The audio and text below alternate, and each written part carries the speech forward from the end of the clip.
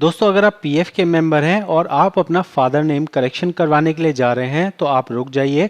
पहले मेरी ये वीडियो देख लीजिए। इस वीडियो में जो मैं आपको बताने वाला हूँ ये एक प्रैक्टिकल जानकारी है, प्रैक्टिकल इन्फॉर्मेशन है जो आपको इंटरनेट पे और पूरे यूट्यूब पे और पूरे गूगल पे कोई भी नहीं बताने वाला है।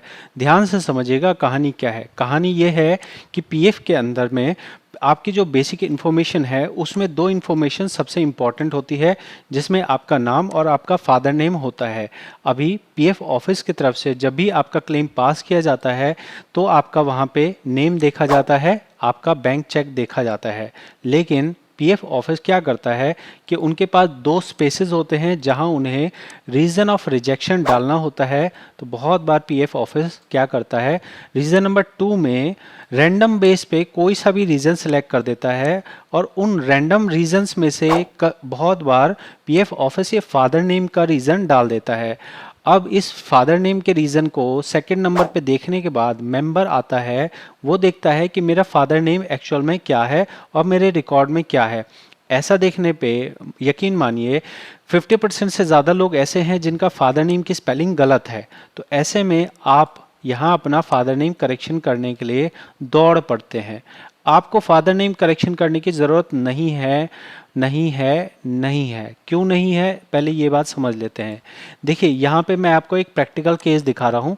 प्रैक्टिकल केस दिखा रहा हूँ, लोग प्रैक्टिकली ये गलती कर रहे हैं, इसलिए मैं आपको समझा रहा हूँ। ये एक मेंबर है, इन्होंने क्या किया है, इनका अगर आप ट्रैक क्लेम स्टेटस में देखेंगे तो इनके कई बार फॉर्म्स पास हुए हैं। कितने बार फॉर्म्स पास हुए हैं आपको अगर मैं यहाँ पे गिनती दिखाऊं तो 21। यहाँ एक 21 लिखा है। इस 21 का मतलब है कि 21 टाइम इनका क्लेम सेटल हुआ है, ठीक है ना। तो इन्होंने एडवांस निकालने की पूरे हर कोशिश कर ली और हर बार इनका फॉर्म सेटल हुआ। लेकिन जब इनका सेटलमेंट का रीज़न ख़त्म हो गया, जब इन्होंने अपने ऑप्शन सारे इस्तेमाल कर लिए, तो उन्होंने जब फॉर्म भरे तो कुछ जगहों पे उनको ये लिख के दे दिया गया सेकंड नंबर ऑप्शन में फादर नेम डिफर। ऐसा लिखने से क्या हुआ, ऐसा लिखने से इनके दिमाग में सवाल आया कि हमारा फादर नेम डिफरेंट है, इसलिए हम अपना फादर नेम करेक्शन करने के लिए अप्लाई कर देते हैं। और इन्होंने यहाँ पे मैनेज में जाके जॉइंट डिक्लेरेशन फॉर्म में अपना फादर नेम ठीक करने के लिए लगा दिया है। अब ये रिक्वेस्ट जो है वो पेंडिंग एट फील्ड ऑफिस है।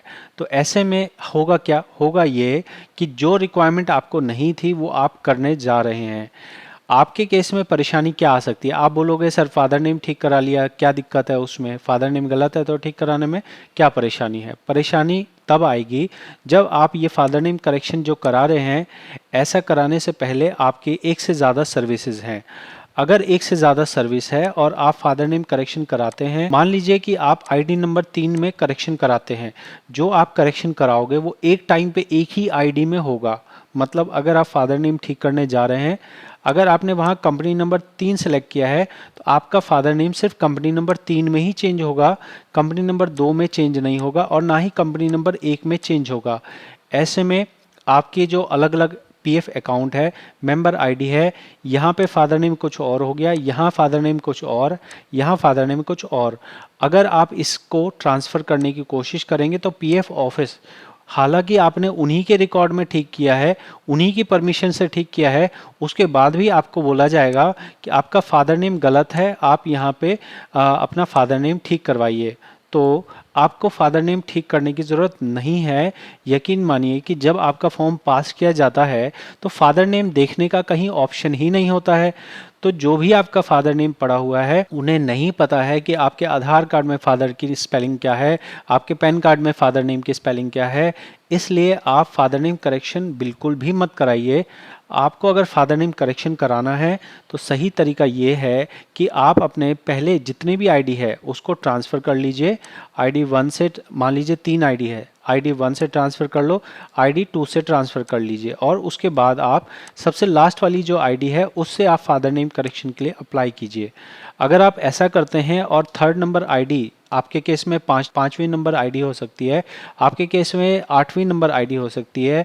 अगर आपने पुरानी सभी आईडी को ट्रांसफ़र करके एक लास्ट आईडी में ले आया और उसके बाद आप फादर नेम ठीक करने के लिए लगा रहे हैं तो लास्ट आईडी के बाद जितनी भी आईडी आपकी जुड़ती जाएगी उन सभी में आपका फादर नेम ठीक होता हुआ आएगा।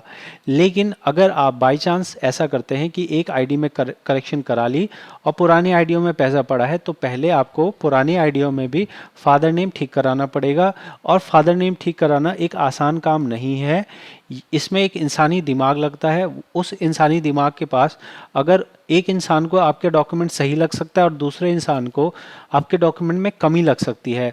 आप क्यों अननेसेसरी उड़ता हुआ तीर लेना चाहते हैं?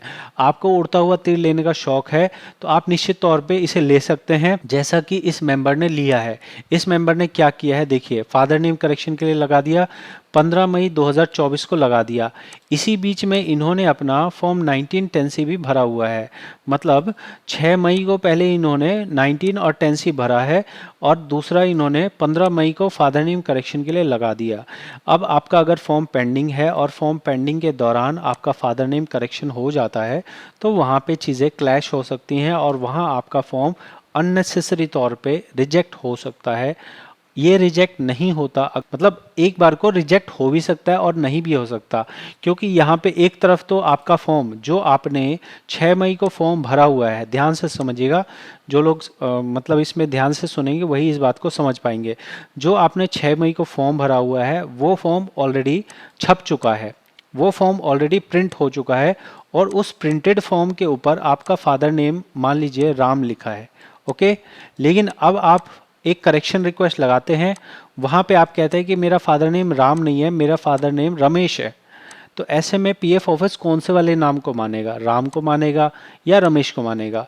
इसलिए आपसे रिक्वेस्ट करूंगा कि आप फादर नेम करेक्शन को तभी करवाएं जब आपको ये कंडीशन सेटिस्फाई हो रही हो कि आपके पुरानी आईडी से कुछ लेना देना नहीं है, पुराने आईडी में जो पैसा था वो ट्रांसफ़र हो चुका है, ट्रांसफ़र होने के बाद एक जगह आने के बाद आप अपना करेक्शन रिक्वेस्ट लगा रहे हैं। अगर ये कंडीशंस मैच करती हैं तभी आप अपना फादर नेम करेक्शन कीजिए, वरना आप फादर नेम करेक्शन बिल्कुल भी मत कीजिए। मैं मानता हूं कि आपका फादर नेम गलत हो सकता है, लेकिन सिचुएशन ये है कि जिस अधिकारी से आप डील करने वाले हैं अपना फादर नेम करेक्शन करने के लिए, उसका कंप्यूटर सिस्टम भी ख़राब है, उसका दिमाग भी ख़राब है और आपका जो है काम होगा या नहीं होगा ये आपके हाथ में है नहीं। ऐसी चीज़ को क्यों छेड़ना है जिसमें आपके पास कोई कंट्रोल ना हो और सामने वाला इंसान जो है वो अपने ही मन से काम करता हो। वो आपकी रिक्वेस्ट को 1 महीना भी पेंडिंग रख सकते हैं, वो आपकी रिक्वेस्ट को 50 दिन भी पेंडिंग रख सकते हैं। आपके सामने की सिचुएशन में आपको दिखा रहा हूँ, मैं हवा में कोई भी बात नहीं कर रहा हूँ। 15 मई को यहाँ रिक्वेस्ट लगाई गई है और अभी है 3 जून, ठीक है। क्या ये एक अकेला केस है? नहीं, और भी केसेस हैं। तो इसमें आपका समय जो है वो आपके कंट्रोल में नहीं है। आपका एम्प्लॉयर उसे एक्सेप्ट नहीं करेगा तो वो रिक्वेस्ट आगे नहीं बढ़ेगी, और आगे नहीं बढ़ेगी तो 1 महीना पेंडिंग हो जाए, 2 महीना पेंडिंग हो जाए। अब आप लगो उसमें रोज़ चेक करने के लिए, जैसे आप अपना इंस्टाग्राम रोज़ चेक करते हो वैसे आपको अपना पीएफ में हमेशा चेक करता रहना पड़ेगा, हुआ या नहीं हुआ, हुआ या नहीं हुआ। तो अननेसेसरी इस काम को करने से बचना है। तो फादर नेम को आपको करेक्शन नहीं करना है, करेक्शन कर लीजिए, बहुत अच्छी बात है। अगर आपका रिकॉर्ड सही होगा, करेक्शन करना है तो पहले मेरी कंडीशंस को फॉलो कीजिए, कंडीशंस फॉलो हो उसके बाद ही आपको फादर नेम करेक्शन करनी है। यकीन मानिए जो मैं आपको बता रहा हूँ ये मैंने इस पर्सन को 500 रुपीज़ लिए हैं तब इन्हें बताया है, लेकिन आपको फ्री ऑफ कॉस्ट बता रहा हूँ। अगर आपको लगे कि मैंने इस तरीके से आपकी कुछ मदद की है तो ज़रूर चैनल को सपोर्ट कीजिए सब्सक्राइब करके। और अगर आप पीएफ का काम करते हैं तो आप एक्सक्लूसिव मेंबर बन सकते हैं, जहाँ पे हम आपके लिए लेके आते हैं एक्सक्लूसिव कंटेंट, वो कंटेंट जो जनरली हम जनरल पब्लिक को नहीं बताते हैं। जो पीएफ का काम करते हैं उन्हीं लोगों को बताया जाता है। साथ में अगर आप पर्सनली इस चीज़ को सीखना चाहें, पीएफ का कंसल्टेंट बनना चाहें, क्योंकि अकेले मेरे पास जो नॉलेज है उसको लेके तो मैं जाऊंगा नहीं, तो मुझे यहाँ पे सबको सिखाने की ज़रूरत है।